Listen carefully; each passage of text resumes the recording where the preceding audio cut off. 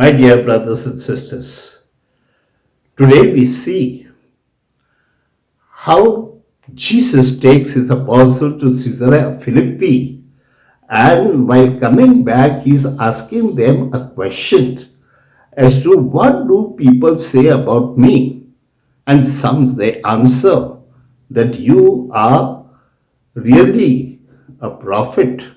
Some say you are Elijah. Some say you are Isaiah and the other prophets. So then Jesus asked them, what do you say about me?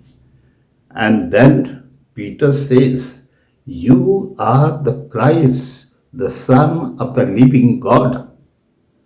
And so Jesus was amazed with his answer. He was satisfied that my apostles know who I am. He was really the Son of the living God. And so therefore, he praises and he appreciates them for their response. But on the other hand, he also tells them that I will be condemned to death and I will really suffer all those troubles and really be crucified, but I will rise again after 3 days. And my dear brothers and sisters, at this moment, we know that Jesus, though troubled, Peter cannot understand this. And Peter said, no, this should not happen to you. We are there with you, and you should not go to Jerusalem. And here, my dear brothers and sisters, Jesus says, you are a Satan. You do not know what you are talking about. You do not know God's plan. And so, my dear brothers and sisters, Peter is confused and he does not know what to do. But somehow or the other he accepts because for him, Jesus is everything.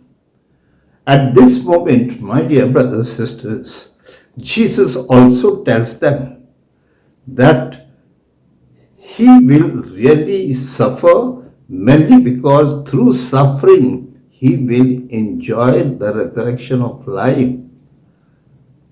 And they will believe that he was really the Son of God, which happened on the last day. And so, my dear brothers and sisters, even the book of Isaiah, the first reading that we heard, we are also told that Isaiah is also a man of strong faith.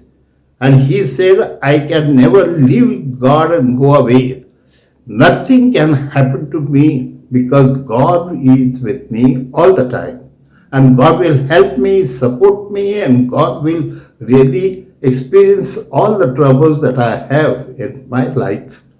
And my dear brothers and sisters, here we see Isaiah really suffering not only mental torture but physical torture. But he does not bother about it because God is with him and he will enjoy all the suffering because he will get the reward that God is going to give him. And he's ready to sacrifice his life for God because for him that is the only option, because he has experienced God and he been shouting all the time, holy, holy, holy. And so, my dear brothers and sisters, at this moment, when Isaiah is ready to suffer because of his faith, he is ready not only in practice, he's saying on part, but personally he is experiencing that trouble and all the pain and suffering in his life.